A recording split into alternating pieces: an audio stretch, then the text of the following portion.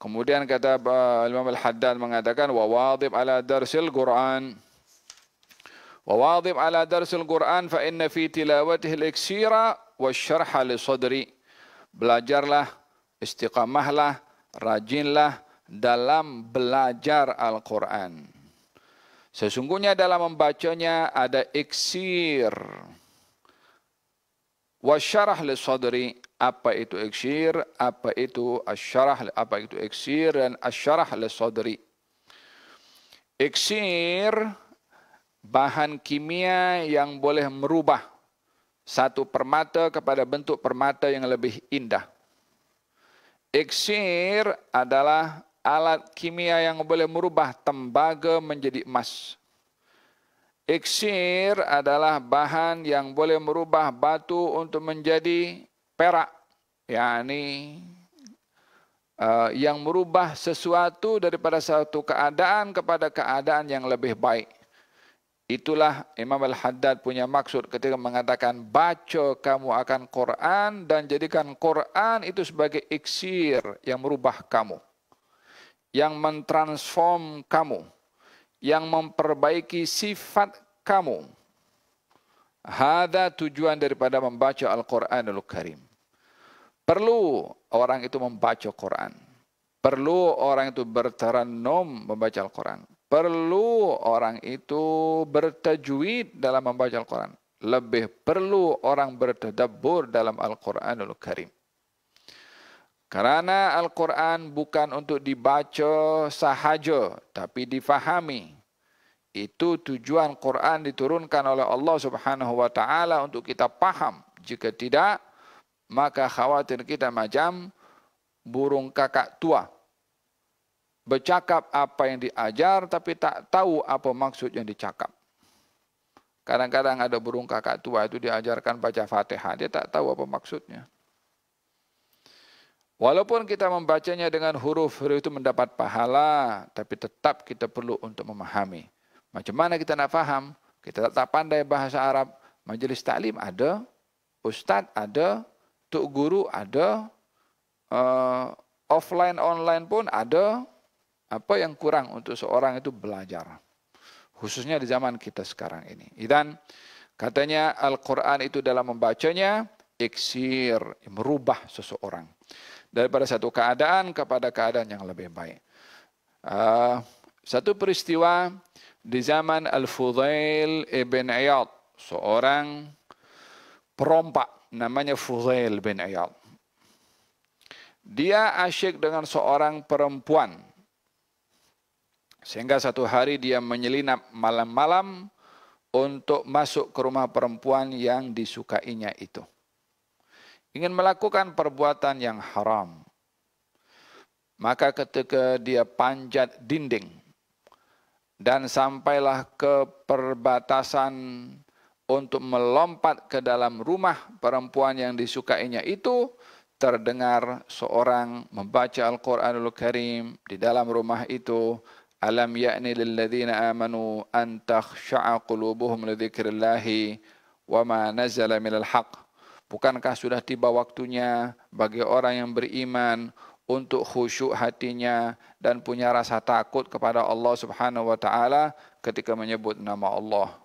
Maka ketika ayat itu didengar oleh Fudail bin Iyad, sementara dia berada di tengah-tengah dinding untuk melompat ke dalam rumah perempuan itu, maka beliau mengatakan, qad hana ya Rabb, wahai Allah, memang sudah tiba waktunya untuk orang itu khusyuk dan takut kepada Engkau. Maka mulai hari ini saya pun insaf dan bertaubat. Turun balik Fudail bin Iyad daripada dinding tersebut dengan keadaan dia sedih mengingati perbuatan dahulu yang suka merompak dan mengambil harta orang lain, sampailah beliau terbawa kepada satu tempat rumah yang kosong yang menjadi tempat singgahan kafilah bila bermusafir. Masuklah ia ke dalam rumah atau gubuk itu sambil menangisi menyesali perbuatannya, sehingga datanglah kafilah yang singgah di kawasan tersebut tanpa menyadari kalau dalam rumah itu ada Fudail ibn Iyad yang sedang sedih dan menangis. Kafilah itu berehat sesaat lalu kemudian diseru oleh ketua kafilah untuk menyambung perjalanan. Kata salah seorang yang hadir dalam kafilah itu mengatakan, wahai ketua, jangan berangkat malam ini karena setiap malam ada seorang namanya Fudail bin Iyad suka merompak kafilah-kafilah yang lalu di waktu malam. Sementara Fudail bin Iyad ada dalam rumah itu mendengar kata-kata lelaki tersebut tanpa disedari oleh mereka kafilah yang berehat ketika itu.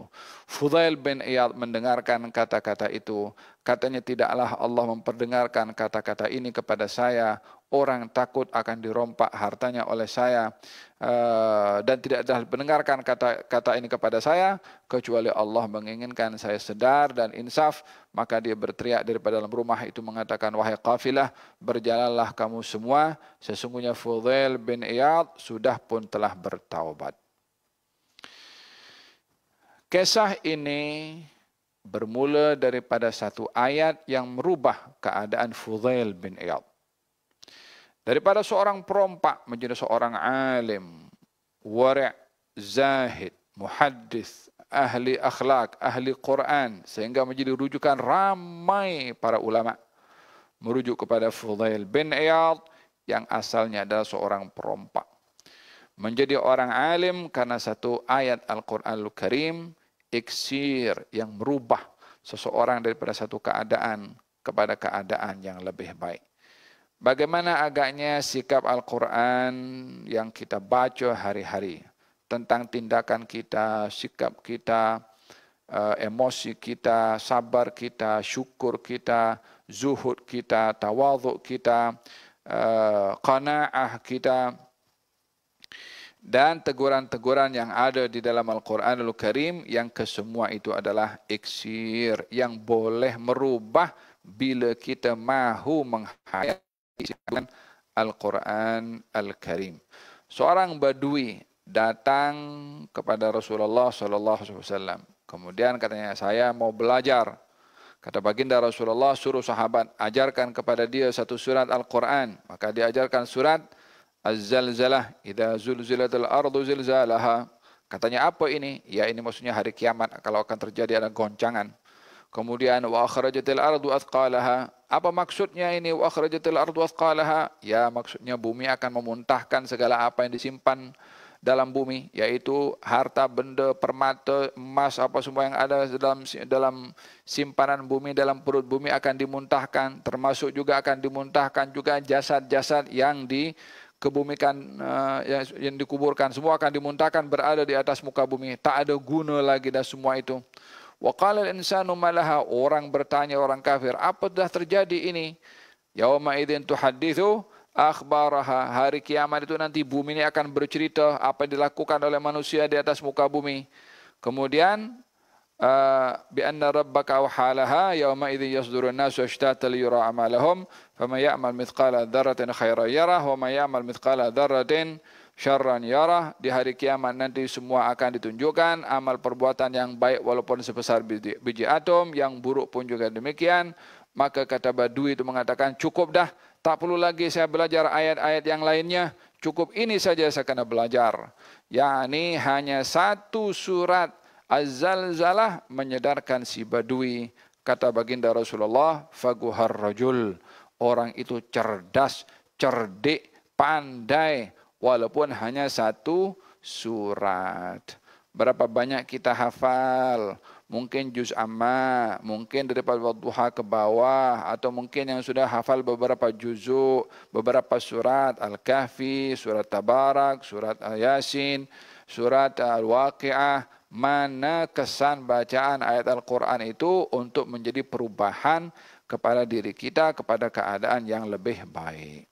Kata Imam Al-Haddad, baca istiqamah akan Al-Quran, sesungguhnya dalam membacanya itu adalah iksir, perubahan, wasyarah li sadri, yakni perubahan kepada yang lebih baik, dan menjadi lapang dada. Membaca Al-Quranul Karim, yang sempit dada jadi lapang, yang susah jadi tenang, yang gelisah jadi tentram.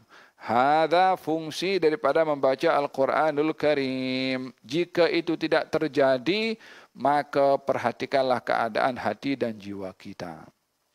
Ala innahul bahrul muhiti wa ghairuhu minal qutbi anharun tumaddu minal bahri. Sesungguhnya Quran itu umpama lautan yang terbentang luas. Selain daripada Al-Quran, daripada karangan-karangan para ulama, semuanya adalah diambil daripada Al-Quran Al-Karim. Rujukan utama dalam kita mencari ilmu adalah Al-Quran.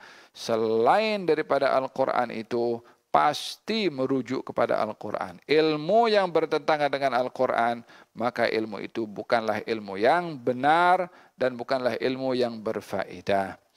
Hadza pada bait yang ke-14, yang terakhir adalah bait ke-15, tadabbar ma'anihi waratilhu khashi'an tafuzu minal asrari bil kanzi wadh-dhakhri. Bacalah Al-Quran dengan tadabbur akan maknanya. Waratilhu, baca dengan betul pada bacaannya, tajwidnya, makhraj hurufnya, khashi'an, dalam keadaan kamu khusyuk. Jadi ada hal-hal yang penting dipelajari untuk kita beradab dengan Al-Quran. Yang pertama, tadabbar, yakni bertadabbur. Apa itu tadabbur? Menggunakan akal fikiran untuk memahami maksud Al-Quran. Waratilhu, baca dengan betul hurufnya, tajwidnya, supaya membaca Al-Quran dengan betul. Yang dad jangan dibaca dad, yang zal jangan dibaca zal, jangan dibaca dal. Yang ain jangan baca ain, ya, antara a dengan a, za dengan za, karena mesti dibaca dengan betul. Walau demikian, yang penting sekali adalah khasyi'an, dalam keadaan khusyuk. Tafuzu minal asrari, kalau kamu lakukan dalam membaca Al-Quran dengan tadabbur, dengan tartil, dengan khusyuk, maka kamu akan meraih rahasia. Minal kanzi wadh-dhakhri, minal kanzi wadh-dhukhri, yakni memberi rahasia yang tersimpan yang lebih berharga daripada permata-permata, atau kita memahami permata Al-Quran, keindahan Al-Quran, berharganya kandungan Al-Quranul Karim. Demikian pentingnya seseorang itu mengkaji, membaca Al-Quran dengan at-tadabbur. Kaum muslimin yang dirahmati oleh Allah Subhanahu wa taala, demikian beberapa hal yang menjadi panduan kepada kita daripada Imam Abdullah ibn Alwi al-Haddad dalam menyikapi akan Al-Quran Al-Karim. Katanya, Siti Aisyah meriwayatkan baginda Rasulullah membaca Al-Quran di waktu malam sampai menangis, sampai terbit fajar. Oh, kita kalau bayangkan kan orang Nabi menangis sampai terbit fajar itu tak mengantuk, ya kan? Kemudian lama berdoanya, membacanya, tafakkurnya sampai terbit fajar. Kebiasaan orang zaman sekarang kan kalau membaca Al-Quran bagi 15 menit saja dah menguap 4 kali. Baru nak dah mengantuk. Kalau tengok Facebook, lancar sampai pun berjam-jam pun juga. Sifat kekurangan yang ada pada manusia yang perlu kita untuk bermuhasabah. Kadang-kadang atau bukan kadang-kadang, memang selalunya syaitan akan masuk kepada orang kalau sedang membaca Al-Quran, dihantarkan mengantuk supaya dia berhenti membaca Al-Quranul Karim. Tapi orang-orang yang asyik dengan Al-Quran, seronok dengan Al-Quran, sehingga sebahagian daripada para sahabat itu membaca Al-Quran, Bismillahirrahmanirrahim, Bismillahirrahmanirrahim, Bismillahirrahmanirrahim, diulang-ulang. Hanya menghayati makna Bismillahirrahmanirrahim. Mudah-mudahan Allah Subhanahu wa taala anugerahkan kepada kita istiqamah dalam membaca Al-Quran, paham isi kandungan Al-Quran, diberikan khusyuk ketika membaca Al-Quran, dan dijadikan Al-Quran iksir kepada kita untuk merubah kita kepada keadaan yang lebih baik, dan berusaha untuk kita mengetahui betapa besarnya Allah untuk didekati, betapa mulianya Allah untuk dihampiri, dan betapa agung dan kekuasaan serta keperkasaan Allah untuk ditakuti. Dan mudah-mudahan dengan Al-Quran ini lebih membawa kepada kita mengenali kekurangan pada diri kita untuk kita sempurnakan yang kurang, diperbetulkan yang salah, dan melengkapi kepada yang tidak sempurna, dan dijadikan Al-Quran sebagai wadah untuk kita berevaluasi akan kekurangan pada diri sendiri, dan mudah-mudahan Al-Quran menjadi pembimbing kepada kita untuk menghalang syaitan masuk melalui pintu-pintu dalam hati dan jiwa kita untuk mengganggu kepada kita. Birahmatika arhamar rahimin ya arhamar rahimin ya arhamar rahimin. Wa sallallahu ala sayyidina Muhammadin wa ala alihi wa sahbihi wasallam. Walhamdulillahi rabbil alamin. Bisirril Fatihah.